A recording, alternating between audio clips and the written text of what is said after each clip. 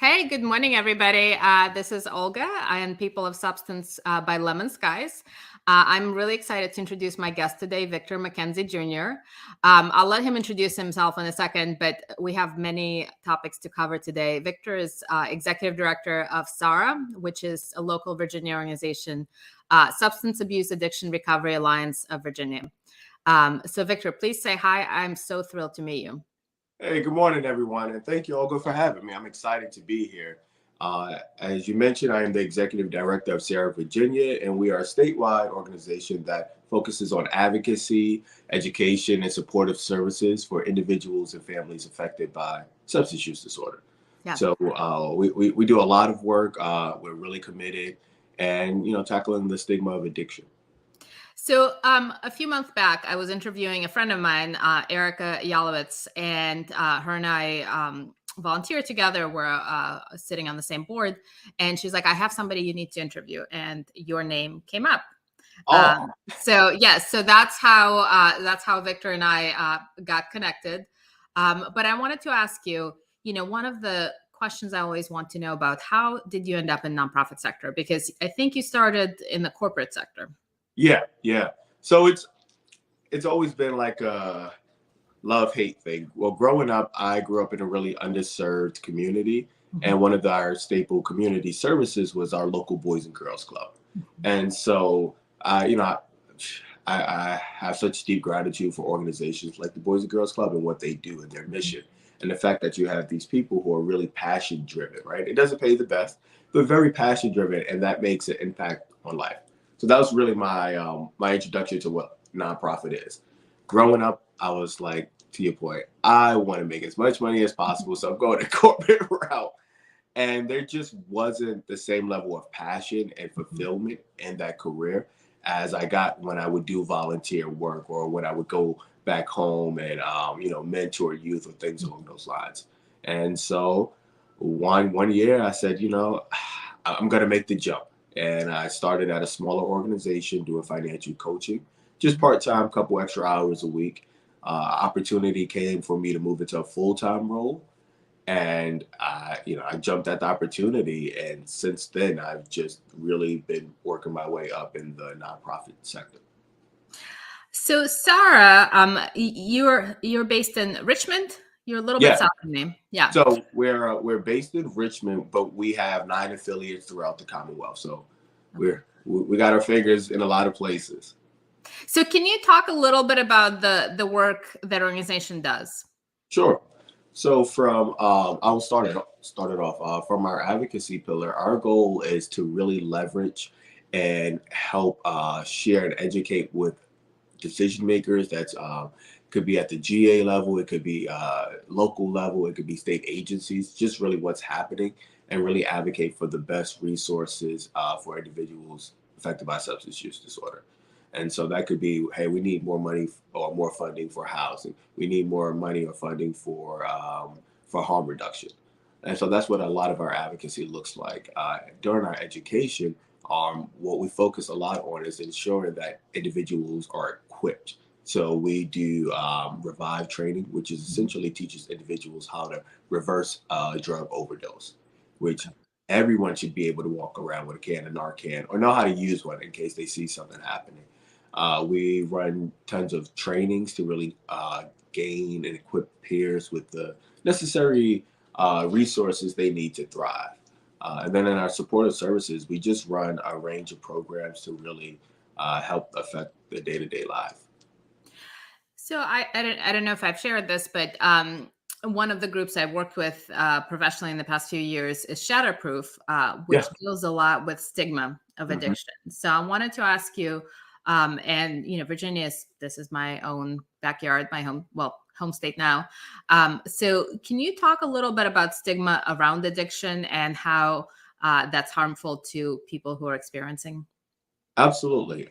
Stigma is really one of the biggest barriers that we have in this industry, because stigma, for the longest time, we have treated addiction in a punitive way. Mhm. Whether it was, all right, we think we're going to arrest our way out of addiction versus treating it like the behavioral health diagnosis that Yeah. it is. And so really shifting that viewpoint from a punitive to resource based. And what keeps us on that punitive is the stigma, the thought that it's a moral failing versus a complex disease. And so, you have a lot of, things like NIMBYisms, right? Access to treatment is a challenge because a lot of people don't want to see those type of facilities in their neighborhood. Hmm. And so that's a key example of how stigma really provides a barrier. Yeah, that makes sense. That makes sense. So as executive director, what's the most favorite part of the job and what's the hardest part about it? Oh boy, put me on the spot. I think it's the same thing.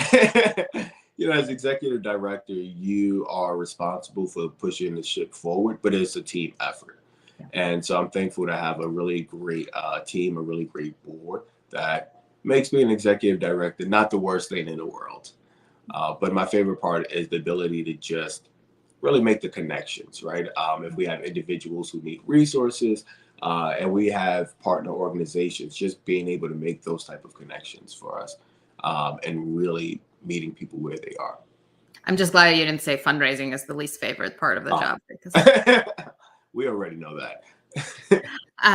so when I reached out to you and we were scheduling this, what I didn't know yet is you recently announced that you're running for Virginia House of Delegates.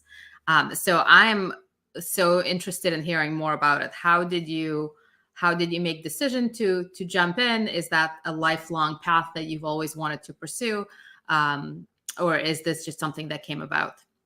Yeah, no. Yeah, I can't say that it was a lifelong dream. I think it happened by circumstance. So I've always been the type to just want to help, right? Yeah. And in my career, I found a real knack for that and providing resources to people through the nonprofit sector. But something that I saw was no matter how great our programs were, it felt like we were always fighting a force. And sometimes that force is really systemic policies that Mhm. are unfortunately meant to keep people down. And I've seen the system fail for way too many families. Yeah. And so through my work with Sarah and other organizations and really engaging with the GA at the Mhm. state level, really engaging our politicians at the local level, I saw that there was an ability to affect change. Mhm. And so an opportunity popped up, and I thought, hey, I can do this. Based off my work, based off my lived experience, I have a real unique voice to bring to the General Assembly. And I think it's time that we have our leaders really put people first. So I Googled this, and the statistic I found this from a couple years ago. I think it was 2015 or 2016. So the average age of Virginia state elected officials is 56. Mm. You're significantly below that. So I was going to bring up the age question. So 56, that's sort of past the initial point in their career. A lot of times people enter that. And you're quite young and you're entering politics, which I find very commendable and exciting. Excited is the word, right? It certainly is. And so, what was your question? Oh, sorry. So my question is, how, does that come up a lot? How do you feel, being so much younger and representing, obviously, understanding interests and concerns of people who are significantly younger than our average elected official? What are you encountering around that topic? Yeah. Well, I think one of the big reasons for that is that we have a part-time legislator, which means that you are only a part-time employee, or you only get a part-time pay, and it is not enough to feed your family, let alone feed yourself. So you need to have another job, and in order to balance a full-time job with this, most people don't reach that until a little bit later in their career, and so I think that really plays a part. And unfortunately, we know year after year, election after election, they're becoming more expensive. And so that ability to fundraise, those are, fundraise or have that personal wealth in order to jump in. Sometimes those are real barriers. And, fortunately, there are times where individuals, younger like myself, who I'm 29 entering, we just elected the youngest state delegate in the history of Virginia, Darius Delegate Clark, who I believe is 26. So, the trend when there is opportunity is shifting. but we need to make sure that, politically and leaders just across the space, and like as in any sector, you're building your bench. You're building for the next phase of, for leaders. And I think there needs to be a little bit more focus on that from some of our older folks, but we'll see. So I can tell you, I was not running for political offices at the age of 26. So what is the average state election these days? Do we know? Is there a statistic out there? I'll say last year was the most expensive year ever. The most money was paid in political activity in Virginia than it ever had been. Wow. And it's probably not going to go down. Nope, not at all. Not at all. So for the district that you're hoping to represent, what are the key issues, 3-4 issues that you feel like are most important to your community? Sure. So I'm running to represent Petersburg, Prince George, Dinwiddie, and Surrey. And it's a unique mix of a really urban center in Petersburg with our more rural areas. And so there are things that overlap, like economic development. That's easy. Then there's also making sure that everyone has proper access to healthcare and quality healthcare. So that's a big one. Education is something that we're hearing all across the district, which is unsurprising. People want to make sure that when I send my kids to the school, they are safe, they're well educated, and they're treated respectfully. And so those are the real 3 big issues that we're bringing forth. Yeah, I was looking at the map. It's kind of an unusual shape of the district a little bit. It sort of spans across. Yeah. And that's that mix, but we're committed. Every weekend we're just, fueling up, hitting on the sneakers and going out there and talking to folks, just meeting people where they are and making sure that they're heard, making sure that they can see and feel their representative. To our point a little bit earlier, showing up. That's, that's a key component of it. So I wanted to try something fun with you. I've not done this before, so you have the fortune or misfortune of being the guinea pig on this one. Do you remember the game Two Truth and a Lie? Ever played I do. That? Yeah, I do. So we're gonna keep it PG. We're not gonna turn it into a late night college drinking game. But I wanted to ask you 2 truths and a lie. And my hope is really to, there are probably things I haven't thought about asking your background, your career, your activities. So that's really what I'm after, is finding out interesting things about people I'm speaking with. So what are your 2 truths and a lie? 2 truths and a lie.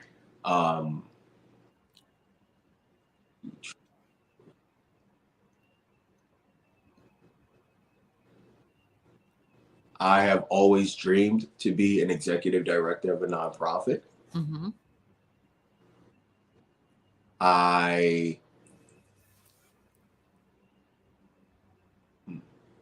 This is hard. It is hard, right? I enjoy fundraising. I'm just going to call that an outright lie there, but keep going. What else? Oh, this is tough. Yeah, I'm going to call you on your fundraising being a lie. Yeah, that's the one. You blew it all up. You got it. Yeah. Although, fundraising is good. You're giving people an opportunity to do something positive. To put their money for what they support. So I think what? A few years ago, I had a real shift in mentality with it. This idea of a culture of philanthropy, and the fact that you are presenting something of value and an opportunity to really partner, and people are invested in wanting to be a part of what you're doing, whether it's a nonprofit, whether you're a candidate running for office, and your job and that fundraising is the ability to showcase that. Yeah, that's right. And when I do trainings with staff, a lot of times fundraising is sort of the 4-letter word, right? So when I do trainings, I remind people first and foremost, you're not asking for something for yourself. You're not asking for somebody to give you money. You're supporting a cause. And that really kind of creates a little bit of a shift where you're feeling a little uncomfortable to suddenly sort of shifting to the mindset of, oh, well, this is important. It's for a greater cause that's going to make an impact. So absolutely. Victor, I'm so thrilled. I'll be watching our local news for your elections. Unfortunately, I don't live in your district. I'm a little bit north of you, but I'm just so grateful for you coming on, sharing these insights, and I'll be definitely cheering for you from the sidelines. Awesome. I appreciate it so much. This has been wonderful. Thank you for the invitation. And I look forward to keeping up with you. Thank you, Victor.